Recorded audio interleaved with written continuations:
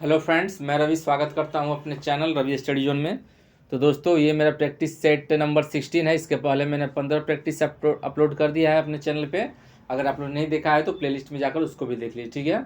ये practice set number 16 है। और देखिए, कल से नहीं, मतलब 2-3 वीडियो मैं स्टील का थ्योरी कराना चाहता हूँ, क्योंकि कुछ स्टील ऐसा चैप्टर है कि डायरेक्ट क्वेश्चन कराऊंगा तो शायद समझ में ना आए। तो मैं एक ओवरव्यू देना चाहता हूँ स्टील का, जिसमें आपका फिगर रहेगा, जिसमें आपको butt joint, fillet joint, welded जो होता है, आपका टेंशन मेंबर क्या है, कैसा होता है। इसके बाद में ओवरव्यू एक छोटा सा देना चाहता हूँ। 1 से 2 वीडियो में आपका स्टील के बारे में रहेगा, ठीक है। और उसके बाद मैं क्वेश्चन कराऊंगा स्टील का, ठीक है। फिलहाल एक सेट बन गया था तो मैं इसको करा देता हूँ। इसके बाद 2 क्लास कराऊंगा थ्योरी स्टील का। वीडियो नंबर 17, 18 हो सकता है, 19 भी हो सकता है। देन मैं फिर से स्टील का क्वेश्चन कराऊंगा, ठीक है। तो चलिए देखते हैं क्वेश्चन की ओर। और जो लोग सब्सक्राइब नहीं किए हैं हमारे चैनल को, सब्सक्राइब कर दें, लाइक कर दें और दोस्तों से शेयर कर दें, ठीक है। तो देखिए, पहला क्वेश्चन क्या है। Which of the following is a relatively ductile material, ठीक है। अब इसमें से बताना है कि कौन सा आपका रिलेटिवली डक्टाइल मटेरियल है, ठीक है। ए आपका माइल्ड स्टील है, बी कास्ट आयरन है, सी हाई कार्बन स्टील और डी ब्रॉन्ज। तो बताइए कौन सा आपका इसमें सही होगा।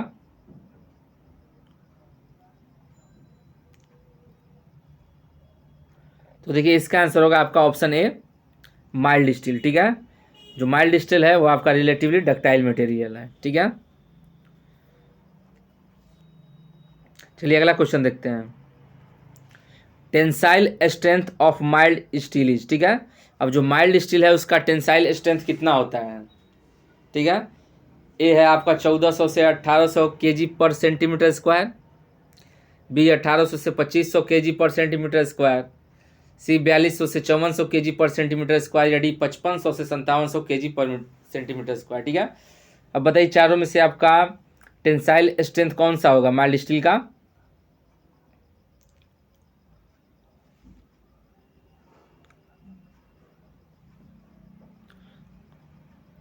तो देखिए, इसका आंसर होगा आपका ऑप्शन सी, 4200 से 5400 केजी पर सेंटीमीटर स्क्वायर, ठीक है। ये माइल्ड स्टील का टेंसाइल स्ट्रेंथ होगा। चलिए आगे देखते हैं। देखिए अगला क्वेश्चन क्या है। The carbon content in steel varies in general form, ठीक है। इस्पात में कार्बन की मात्रा सामान्यतः परिवर्तित होती है, ठीक है। ए 0.01 से 0.10% तक, या बी 0.1 से 1.5% तक, या सी मोर देन 5%, या D none of the above, ठीक है।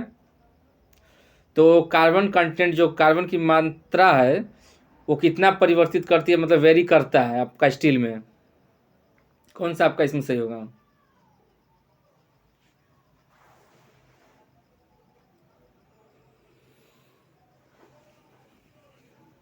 और वीडियो अच्छा लगे तो लाइक जरूर कीजिएगा, और सब्सक्राइब नहीं किए तो सब्सक्राइब जरूर कर दीजिएगा, ठीक है। कल से 2 या 3 वीडियो में आपका ओवरव्यू आपको करा दूंगा, इंट्रोडक्शन आपको करा दूंगा स्टील से, ठीक है। और समय मिलेगा तो एक बार और स्टील को अच्छा से डीप में भी देख लेंगे। फिलहाल मैं एक छोटा सा 2 क्लास कराऊंगा स्टील का, ठीक है। तो देखिए, इसका आंसर होगा आपका बी, 0.1 से 1.5% तक, ठीक है। चलिए आगे देखते हैं। इस क्वेश्चन में क्या बोला है। The percentage of carbon in structural steel is, ठीक है। जो हमारा स्ट्रक्चरल स्टील होगा उसमें कार्बन का कितना परसेंट होगा। ए 0.20 टू 0.27%, बी 0.70 टू 0.80%, या सी 1.20 टू 1.27%, या डी 1.70 टू 1.80%, ठीक है। तो बताइए इसमें आपका कौन सा सही होगा।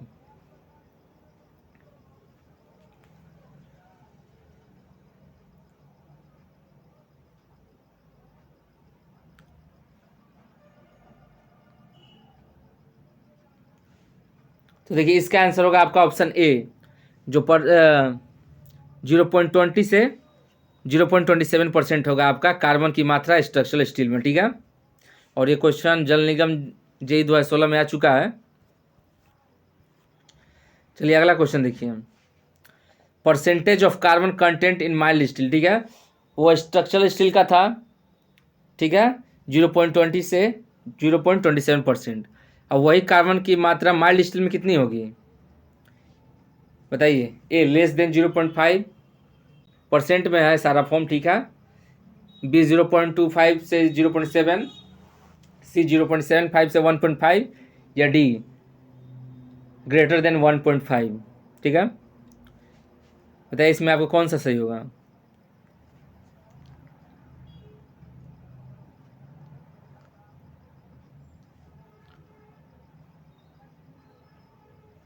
तो देखिए इसका आंसर होगा आपका ऑप्शन ए, लेस देन 0.25%, ठीक है।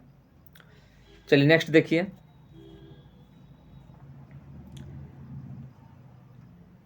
अब इसमें बताइए what is the content of carbon in pig iron, ठीक है। जो पिग आयरन होगा उसमें कार्बन की मात्रा कितनी होगी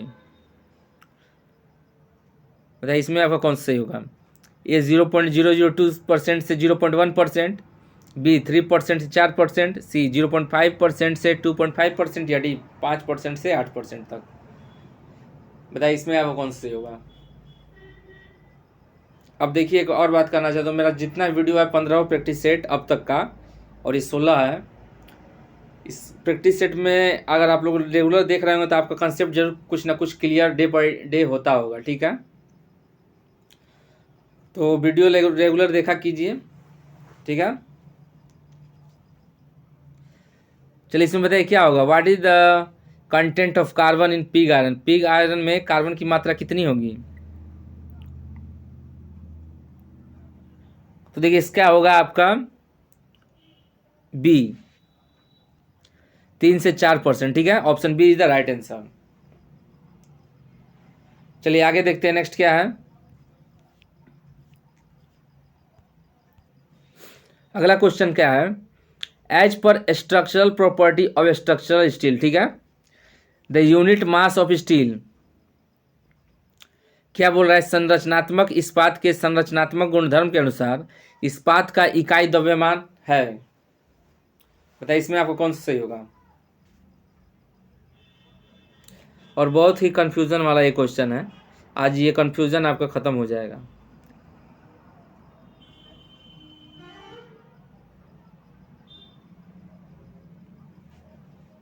कौन सा आपका सही होगा बताइए।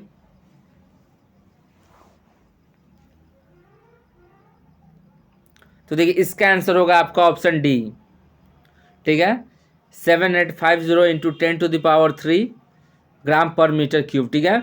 अब ये देखे होंगे ये कई फॉर्म में रहता है, मतलब कहीं 10⁻³ लिखा हुआ है, कहीं 78.5 लिखा रहता है, कहीं कुछ लिखा रहता है, तो बहुत सारा कन्फ्यूजन होता है, ठीक है। आज हम सारा कुछ को लेकर आ गए कि भाई आज कन्फ्यूजन ख़त्म ही कर दिया जाए इसका, कि आपका यूनिट मास कितना होता है स्टील का। तो देखिए सब एक ही हैं, सब यूनिट अलग अलग हैं। ये आपका ऑप्शन में था 7850 इंटू 10⁻³ kg पर मीटर क्यूब। अगर ये रहेगा तो ये भी सही है आपका 78.5 क्विंटल पर मीटर क्यूब। ये रहेगा तो ये भी सही है आपका 78.5 किलो न्यूटन पर मीटर क्यूब। और ये रहेगा तो वो भी सही है 750 kg पर मीटर क्यूब। और ये रहेगा तो ये भी सही है 7.85 ग्राम पर सेंटीमीटर क्यूब, ठीक है। तो कन्फ्यूज़न ना होइएगा, बस क्विंटल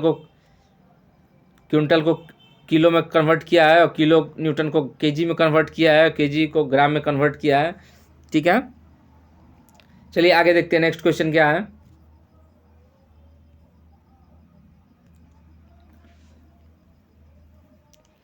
देखिए नेक्स्ट क्वेश्चन क्या बोल रहा है, the unit of rolled steel section as I beam channel and angle used for general construction work in metric system is taken as, ठीक है।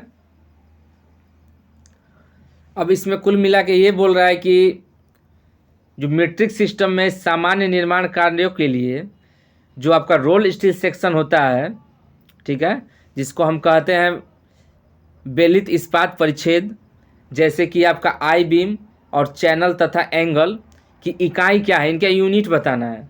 आई बीम का और चैनल एंड एंगल का, ठीक है।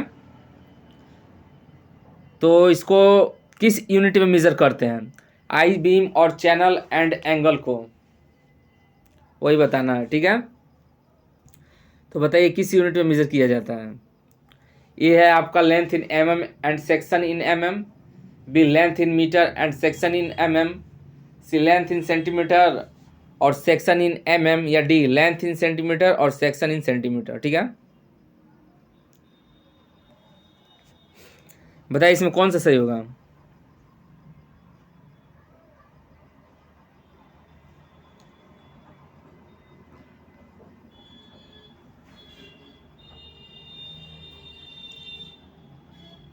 तो देखिए इसका आंसर होगा आपका option B, length in metre and section in millimetre, ठीक है।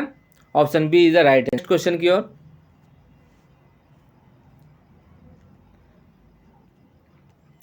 देखिए अगला क्वेश्चन क्या है, इज द एसआई मतलब Indian standard code of practice which deals with general construction of steel structure, ठीक है।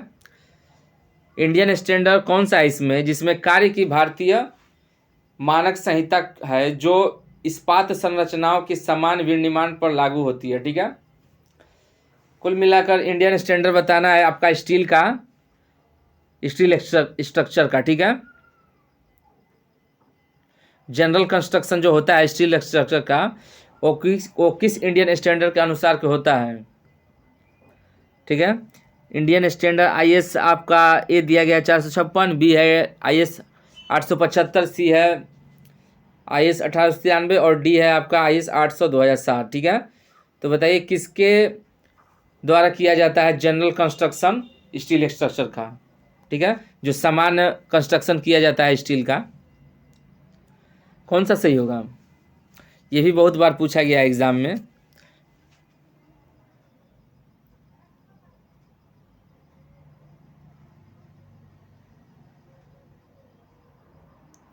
तो देखिए इसका आंसर होगा आपका ऑप्शन डी, आईएस 800 2007, ठीक है। इसके अनुसार आपका जनरल कंस्ट्रक्शन किया जाता है स्टील स्ट्रक्चर का, ठीक है। और भी आईएस कोड है उसके बारे में देख लिया जाए। देखिए ये तो आपका हो गया आईएस 800 2007। इसके अनुसार क्या होता है, यह इस्पात में सामान्य निर्माण प्रक्रिया संहिता यानी कि उमास होता है का नवीनतम संस्करण है जो इस्पात की संरचनाओं के सामान्य विनिर्माण पर लागू होती है, ठीक है। इंडियन स्टैंडर्ड आईएस 800 2007, ठीक है। एक है आपका 456, इसमें क्या होता है, यह कोड सीमेंट कंक्रीट के संरचनात्मक उपयोग के लिए प्रयोग किया जाता है, ठीक है। जो सीमेंट कंक्रीट का संरचनात्मक उपयोग, ठीक है। आईएस 875 का क्या काम है, तो भवनों तथा संरचनाओं के डिजाइन लोड के लिए यह कोड प्रयोग किया जाता है, ठीक है। और एक है आपका 1893, इसके अनुसार क्या होता है, क्या डिजाइन किया जाता है, संरचनाओं के भूकंप प्रतिरोधी डिजाइन के मापदंड हेतु इस कोड का प्रयोग किया जाता है, ठीक है। चारों आपका कोड हो गया। चलिए अगला क्वेश्चन देखते हैं। नेक्स्ट क्वेश्चन क्या है, चलिए एक न्यूमेरिकल आया, इसको भी सॉल्व किया जाए। तो देखिए इसमें क्या बोला है, जो yield strength of a mild steel specimen was found to be 250 newton per mm square, ठीक है। जो माइल्ड स्टील है उसका यील्ड स्ट्रेंथ कितना दिया गया है, 250 न्यूटन पर mm स्क्वायर, ठीक है। यील्ड स्ट्रेंथ को हम ऐसे लिख सकते हैं, यील्ड स्ट्रेंथ आपका दिया है 250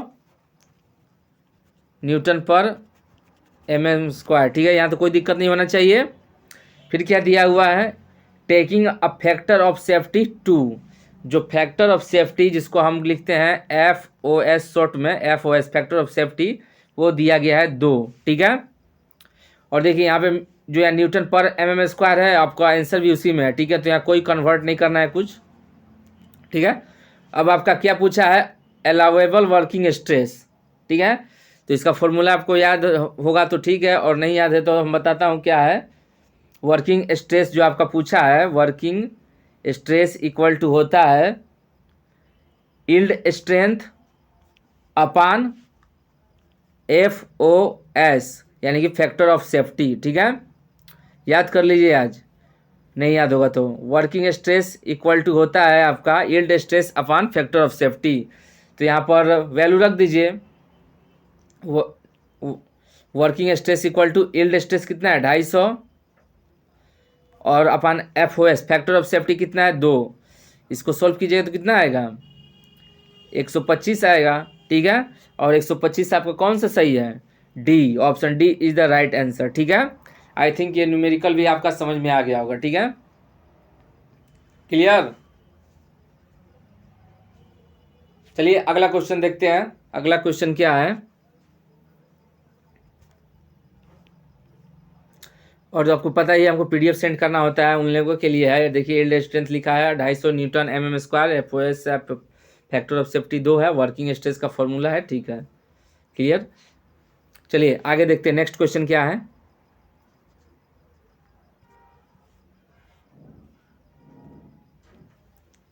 देखिए as per Indian standard 800 the factor of safety adopted with respect to yield stress of steel is, ठीक है।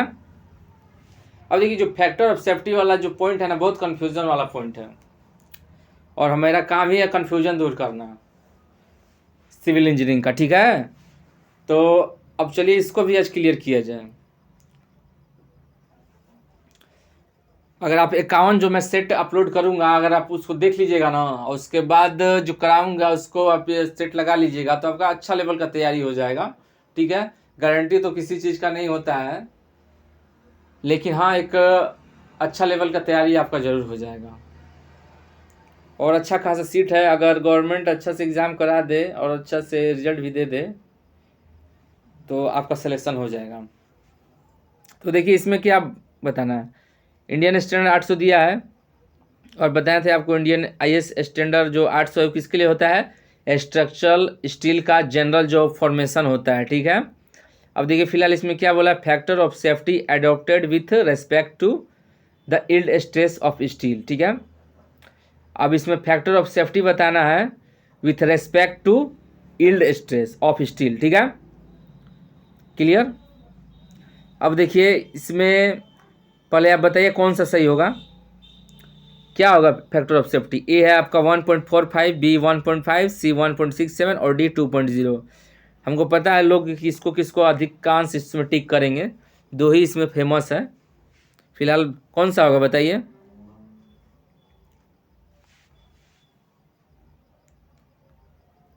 तो देखिए इसका आंसर होगा आपका ऑप्शन सी 1.67, ठीक है, option C is the right answer. चलिए इसका टेबल ही आज देख लिया जाए, आज ख़त्म किया जाए आपका कन्फ्यूज़न। देखिए इंडियन स्टैंडर्ड 800 के अनुसार इस्पातों के पराभव प्रतिबल जिसको कहते हैं यील्ड स्ट्रेस, ठीक है, पराभव प्रतिबल यानी कि यील्ड स्ट्रेस के संबंध में 1.67 सुरक्षा गुणांक यानी कि फैक्टर ऑफ सेफ्टी अपनाया जाता है, ठीक है। हिंदी इंग्लिश वाली समस्या हो तो नहीं होनी चाहिए, मैं करा दे रहा हूँ। पराभव प्रतिबल मतलब यील्ड स्ट्रेस, और सुरक्षा गुणांक आपका फैक्टर ऑफ सेफ्टी है जो 1.67 होता है, ठीक है, क्लियर। ये तो आपका क्वेश्चन के अकॉर्डिंग टू हो गया, ठीक है। अब देखिए अगला पॉइंट क्या है, पराभव प्रतिबल और कार्यकारी प्रतिबल का अनुपात फैक्टर ऑफ सेफ्टी कहलाता है। ये तो हम पिछले वीडियो में अच्छे से डिटेल कर में बता चुके हैं।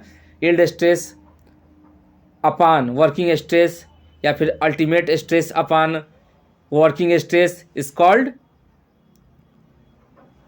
फैक्टर ऑफ सेफ्टी, ठीक है। इनका रेशियो आपका फैक्टर ऑफ सेफ्टी कहलाता है।